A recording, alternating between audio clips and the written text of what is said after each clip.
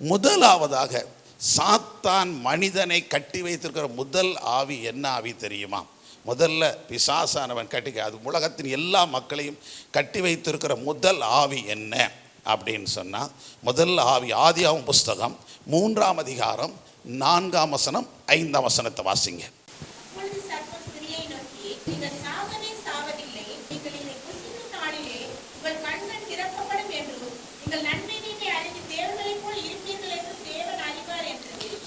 முதல்ல மனுஷனை கட்டி வைத்திருக்கிற ஆவி பொய்யின் ஆவி. முதல்ல என்னதுதான்? பொய்யின் ஆவி. சாத்தான் முதல்ல என்னத்தை தான் சொல்றான்? பொய் தான் சொல்றான். அதாவது ஏதேன் தோட்டம், இதெல்லாம் நமக்கு சொல்ல வேண்டிய சரித்திரம் சொல்ல வேண்டிய எல்லாம் தேவ பிள்ளைகள்.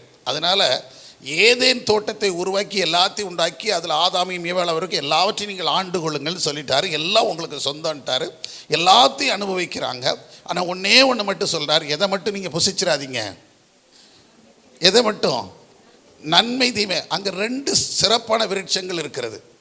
ஒன்று என்ன விருட்சம்? 2 விருட்சம் அந்த தோட்டத்தில் இருந்துச்சு. அதாவது நிறைய விருட்சங்கள் இருந்துச்சு, அதில் ஸ்பெஷலாக இருந்தது 2 விருட்சம். என்னதுன்னா, ஒன்று ஜீவ விருட்சம், இன்னொன்று நன்மை தீமையாக்க விருட்சம். ஆனால் ஆண்டவர் நல்லா கவனித்து பாருங்க, ஜீவ விருட்சத்தை என்ன செய்ய வேண்டாம்னு சொல்லலை, புசிக்க வேண்டான்னு சொல்லலை. எதைத்தான் புசிக்க வேண்டான்னு சொன்னார்? நன்மை தீமை அறியத்தக்க விருட்சத்தின் கனியை நீங்கள் புசிக்க வேண்டான்னு சொன்னார். சாத்தானும் பாருங்க, அவன் எவ்வளோ தந்திரமாக வந்து நீ இந்த ஜீவ விருட்சத்தை புசின்னு முதல்ல கொடுக்கல.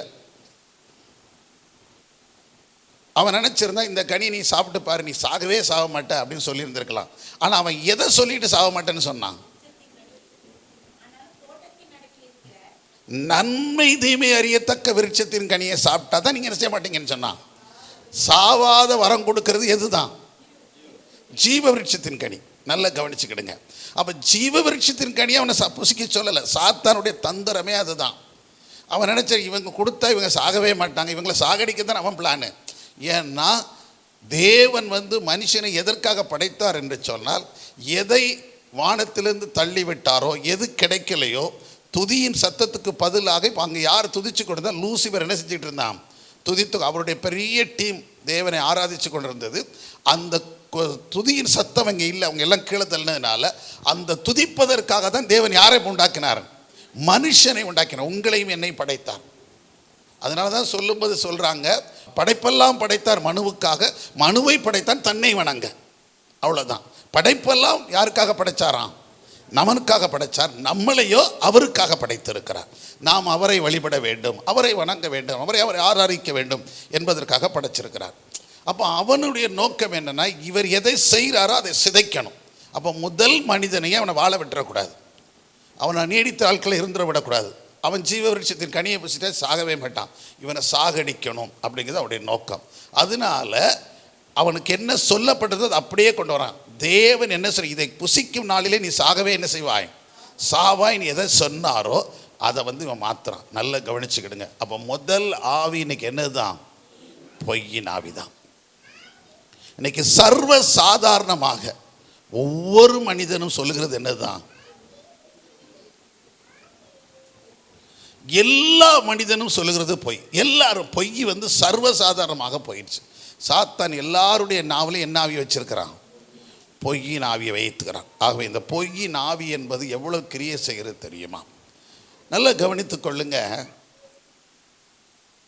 நீங்கள் 1 ராஜாக்கள் புஸ்தகம் 22ஆம் அதிகாரம் 21லேருந்து 23 வரைக்கும் வாசிக்கும் போது அங்கேயும் கூட அந்த பொய்யின் ஆவியை குறித்து சொல்லியிருக்குது. ஆகாப் விழுந்து போகும்படியாக அவனுக்கு பாடம் புகட்டுகிறவர் யார் அப்படின்னு சொல்லி ஒரு கேள்வி கேட்குறாங்க. அப்போ பரலோக தேவ சமூகத்தில் இந்த செய்தி கேட்கும் ஒவ்வொருத்தரும் ஒவ்வொரு விதமான காரியங்களை சொல்கிறாங்க. அப்போது ஒரு ஆவி புறப்பட்டு வருது. அப்போ ஆண்டவரிடத்தில் சொல்லுங்க, நான் போய் பாடம் கற்பிப்பேன். என்ன? நாங்கள் அவனுடைய தீர்க்கதரிசிகள் எல்லாருடைய வாயிலையும் இணைத்து தந்துடுவேன், பொய்யின் ஆவிகளை கொடுத்துருவேன். அதே போல் அங்கே இருந்த எல்லாருடைய வாயிலும் என்ன இருந்துச்சு? பொய்யின் ஆவி வந்து எல்லாரும் பொய்யின் ஆவி உரைத்தார்கள். எல்லாரும் பொய் சொன்னார்கள். ஒன்று போல நீர் போரும், உமக்கு என்ன கிடைக்கும்? ஜெயம் கிடைக்கும், நீர் வெற்றி பெறுவீர். ஆனால் ஒருத்த மட்டும் வந்து என்ன சொன்னான்? நீ போனா நீ போவ, ஆனால் திரும்பி என்ன செய்ய மாட்ட? வரமாட்டேன். அவ்வளோதான், ஒரே வாரத்தில் சொல்லிட்டான். திரும்பி வரமாட்டேன். ஏன்னா ஆண்டவர் எனக்கு உணர்த்தினார். இஸ்ரவேல் ஜனங்கள் எல்லாரும் எப்படிப்பட்டவர்களாக இருந்தாலும் மேய்ப்பன் இல்லாத ஆடுகளாக இருப்பதை நான் கண்டேன். அப்போ மேய்ப்பன் வெட்டப்படுவான்ங்கிறத எனக்கு ஆண்டவர் உணர்த்திட்டாரு அப்படி சொல்ல. உடனே அவனை பிடிச்சி எங்கே போடுங்க, ஜெயிலில் போடுங்க, அளவாக சாப்பாடு கொடுங்க, அளவுக்கு மீறி கொடுக்காதுங்கன்னு சொல்லி ராஜா சொல்கிறான். இவன் சொன்னா, நீ திரும்பி வந்தால் தானே, நான் வர்ற வரைக்கும் அவனை என்ன செய்யுங்க, கடூரமாக நடத்துங்கள் அப்படின்னு சொல்கிறான். அவன் சொன்னான், நீ திரும்பி வந்தா தானே, நீ வரவே மாட்டே அப்படின்ட்டான். நல்லா கவனிச்சிட்டிங்களா? அவன் இன்றைக்கி உலகத்தில் நிறைய பேருக்கு என்ன ஆவி தேவைன்னா, ஆசீர்வாதத்தை சொல்கிற ஆவி, நல்லது சொல்கிற ஆவி, அப்படியாக்கும் இப்படியாக்கும். ஐயா நீங்கள் செய்யாதீங்க, செய்கிற தப்பு, இந்த காரியத்தில் உங்களுக்கு வாய்க்காதுன்னு சொல்வதற்கு எனக்கு துணிச்சல் கிடையாது. அப்படி சொன்னால் அவங்க வருத்தப்படுவாங்களோ நினச்சி என்ன செய்யாமல் போயிடறாங்க. அப்படி சொன்னதுனால வருத்தப்பட்டு உட்கார்றவங்களும் இருக்கிறாங்க. நீங்கள் இதை செய்யாதீங்க, இது உங்களுக்கு வாய்க்காது, இதில் லாய்க்கப்படாது உங்களுக்கெல்லாம் அப்படின்னு சொன்னால் அது அவங்களுக்கு ஏற்றுக்கொள்ளக்கூடாது. ஏற்றுக்கொள்ளக்கூடிய மைண்ட் இல்லை.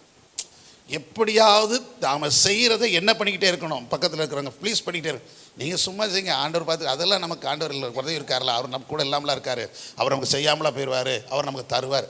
இந்த கதையெல்லாம் ஓட்டிகிட்டு இருந்தால் தான் இன்றைக்கி விசுவாசிகளுக்கு தான் என்ன செய்யுது சொல்லுங்கள். அது உண்மையாக பொய்யான்லாம் கிடையாது. விசுவாசிகளுக்கு பிடிக்கிறது தான். விசுவாசிகளுக்கு ஏற்ற மாதிரி இப்போ ஊழியக்காரங்க என்ன செஞ்சுக்கிட்டாங்க, தங்களை மாற்றிக்கொண்டார்கள், அவ்வளோதான். முன்னாடி ஊழியக்காரன் என்ன சொல்கிறானோ அதுக்கு தக்க விசுவாசிகள் மாறினாங்க. இப்போ விசுவாசிகள் எப்படி இருக்காங்களோ அதுக்கு தக்கன யார் மாறிக்கிட்டா, ஊழியக்காரன் தன் வார்த்தைகளை மாற்றிக்கிட்டான், அவ்வளோதான். அவனுக்கு தெரியும் இவங்களுக்கு ஒரு அளவு நடக்காது அப்படின்னு சொல்லிட்டு. ஆனாலும் என்ன சொல்கிறாங்க, ஏன்னா அவங்க இருக்கிற வரைக்கும் நம்ம சபை விட்டு போயிடக்கூடாது, காணிக்க கொடுக்கறத நிறுத்திடக்கூடாது, அப்படியே நம்மளை சால்ரா போட்டு போய்கிட்டே இருக்கணும். அப்புறம் ஒரு நாள் முட்டி பார்ப்பார், சரி ஏதோ தேவை சித்தம் இல்லை போல தருது, நம்ம ஜெபம் பண்ணோம், ஆனாலும் ஆண்டவர் அப்படியே சமாளித்து போயிடுறது போடு அப்படின்னு சொல்லிட்டு. நல்லா கவனிங்க, இந்த பொய்யின் ஆவிகள் நிகழ்ச்சி செஞ்சுட்டு கிரியை செய்து கொண்டிருக்குது.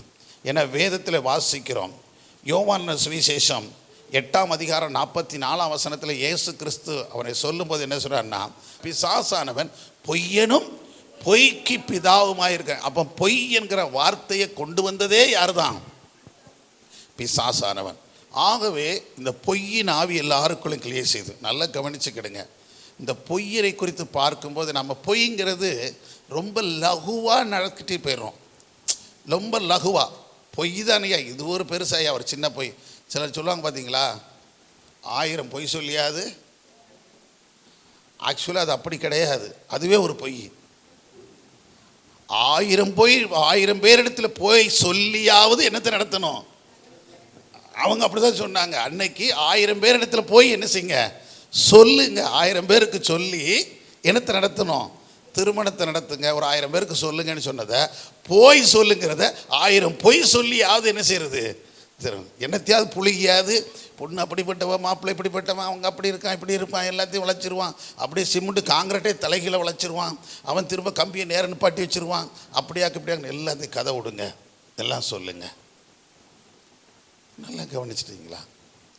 பிசாசானவன் நிறைய பொய்யை சொல்ல வச்சதுனால அவன் பொய்க்கு பிதாவாக இருக்கிறான். அதனால தான் இன்றைக்கி நிறைய பேர் பொய்களை என்ன செஞ்சிடறாங்க, சொல்ல ஆரம்பிச்சிடறாங்க. இந்த பொய்யை குறித்து வேதத்தில் வாசிக்கும் போது வேதத்தில் நம்ம என்ன சொல்லப்பட்டிருக்கிறது அப்படின்னு சொல்லி பார்த்தீங்கன்னா, வெளிப்படுத்தல் 21:8 சொல்லப்பட்டிருக்கிறது, பயப்படுகிற அவிசுவாசிகள் அப்படின்னு சொல்லி ஒரு லிஸ்ட்டு. எல்லாம் 2ஆம் மரணமாகி அக்கினி கடலில் தள்ளப்படுவார்னு சொல்லியிருக்கு பார்த்தீங்களா. 2ஆம் மரணமாகி அக்கினி கந்தகம் எரிகிற கடலில் தள்ளப்படுவார்னு சொல்லுதில்ல. அதில் கடைசி வார்த்தை யார்தான் சொல்லியிருக்கோம், பொய்யர் அனைவரும். நல்ல கவனிங்க. அப்போ பொய் தானே சொன்னோம், ஒரு சின்ன புழுகு தானே. ஏன் ஜபத்துக்கு வரல, ஏன் தியான குடிக்கு வரல, ஏன் உபவாச ஜபத்துக்கு வரல, அதுக்கு ஒரு சின்ன புழுகு புழுகிக்கலாம் விடலாம். அந்த புழுகெல்லாம் ஆண்டவர் கட்டி வச்சிருப்பார், அந்த பொய்யெல்லாம் சேர்த்து வச்சிருப்பார். அந்த பொய்க்கெல்லாம் கிடைக்கிற பலன் என்ன அப்படின்னு சொன்னால் 2ஆம் மரணம். லகுவாக எடுத்துடாதீங்க, பொய்யை ஈஸியாக எடுத்துகிட்டு போயிடாதீங்க. சும்மா அதெல்லாம் ஒரு வார்த்தை சொல்லி சமாளிச்சுக்கலாம், விடுங்க போங்க. நம்ம ஸ்கூலுக்கு போகும்போது லேட் ஆகிட்டுனா சொல்லிடுறோம், வேலைக்கு போகும்போது லேட்டானா சொல்லிடுறோம். அதே மாதிரி எல்லாத்தையும் சொல்கிறான்னு யாருக்குரிய காரியத்தை சொல்லிடாதீங்க. யாருக்குரிய காரியத்தை, கர்த்தருக்கு எடுத்த காரியத்தை சொல்லிடாதீங்க. எதையாவது பொய்யை சொல்லிக்கலாம் அப்படின்னு கர்த்தர்கிட்ட சொல்ல முடியாது. அவருக்கு முன்னாடி சகலம் எப்படி இருக்குது, வெளியரங்கம் நிறுவனம். நான் சொல்கிறேன், இது உலகத்தானுக்கு மட்டுமல்ல, இது விசுவாசிக்கும் ஊழியக்காரனுக்கும் பொருந்தும். ஏன்னா 2 காரியம் சொல்லிருக்கு பாருங்க. இந்த பொய்யை குறித்து 21 2ஆம் மரணமாகி அக்கினை தரன்னு சொல்லிருக்குது. 22ஆம் அதிகாரத்தில் இந்த பொய்யை குறித்து என்ன சொல்லிட்டு பாருங்க. அங்கேயும் இந்த வார்த்தையை பயன்படுத்துகிறார். 22ஆம் அதிகாரம் 15ஆம் வசனத்தை வாசித்து பாருங்க. பொய்யை விரும்பி அதை செய்கிற யாவரும் எங்கே தான் கிடப்பாங்களாம்? புறம்பேன. எதுக்கு? தேவனுடைய பரிசுத்த நகரத்துக்கு புறம்பே இருப்பார்கள். அவர்கள் பரலோக ராஜ்யத்தில் சேருவதில்லை. அங்கே நேரடி அக்கினி நகரம்னு சொல்லப்பட்டுருச்சு. இங்கே சொல்லப்பட்டிருக்கு பரிசுத்த நகரத்தில் அவங்க என்ன செய்ய போகிறதில்ல, வரப்போகிறதில்லை. தேவ ராஜ்யத்தை, அந்த நித்தியத்தை சுதந்திரிப்பதில்லை அப்படின்னு சொல்லியிருக்கு. ஆகவே இந்த ஆவியிலிருந்து முதலாவது நம்ம என்ன பண்ண வேண்டும்? விடுதலை ஆகணும். இந்த பொய்யின் ஆவியிலிருந்து ஒவ்வொருவரும் என்ன அடைய வேண்டியிருக்குது? விடுதலை. இது உலகத்தாரும் விடுதலை அடைய வேண்டும், அரசியல்வாதிகள் விடுதலை அடையணும், அதிகாரிகள் விடுதலை அடையணும். யாரும் விடுதலை அடையணும்? நாமளும் விடுதலை அடையணும். தேவ பிள்ளைகளும் கூட நிறையத்தில் எது தான் சொல்லிக்கிட்டு தெரிஞ்சோம்? பொய்யாத சொல்லிட்டு தெரிஞ்சோம். அந்த பொய்யிலிருந்து நம்ம என்ன படைய வேண்டும்? விடுதலை அடைய வேண்டும். அந்த விடுதலைக்காக நம்ம ஜெபிக்கணும்.